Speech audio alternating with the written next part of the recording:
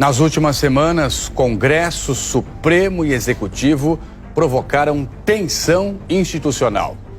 Houve troca de acusações, cobranças por respeito a prerrogativas constitucionais.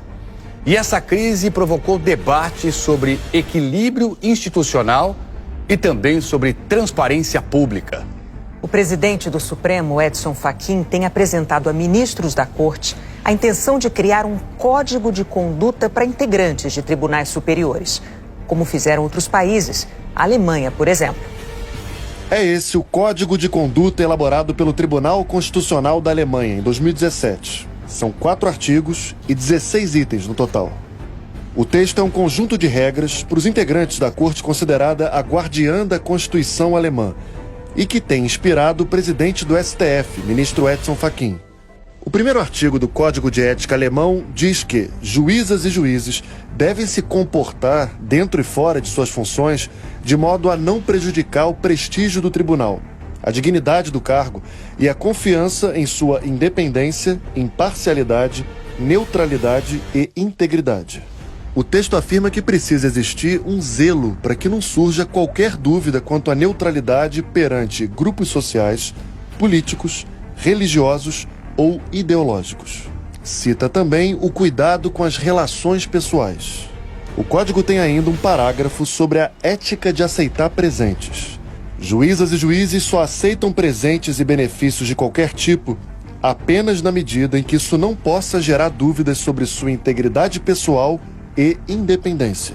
Diz também que os magistrados podem receber remuneração por palestras, pela participação em eventos e por publicações somente e apenas na medida em que isso não prejudique o prestígio do tribunal, nem gere dúvidas quanto à independência, imparcialidade, neutralidade e integridade de seus membros, e que os rendimentos obtidos em atividades extrajudiciais devem ser divulgados.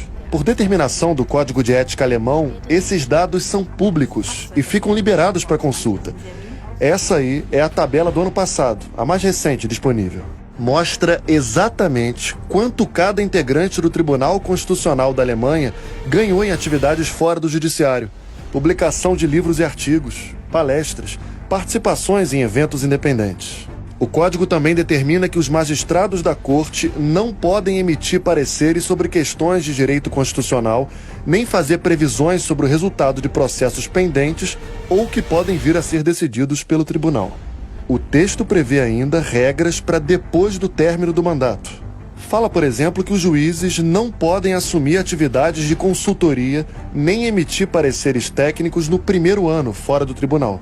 E que mesmo depois desse período está vedada a atuação em casos da Corte, para não dar a impressão de utilização indevida de conhecimentos internos. O Reino Unido também tem um código de ética para magistrados de tribunais superiores. O documento daqui determina que os juízes são expressamente proibidos de aceitar remuneração por atividades extrajudiciais. E tem uma parte específica que fala o que é preciso ser levado em conta para que um magistrado se declare impedido de julgar uma determinada ação.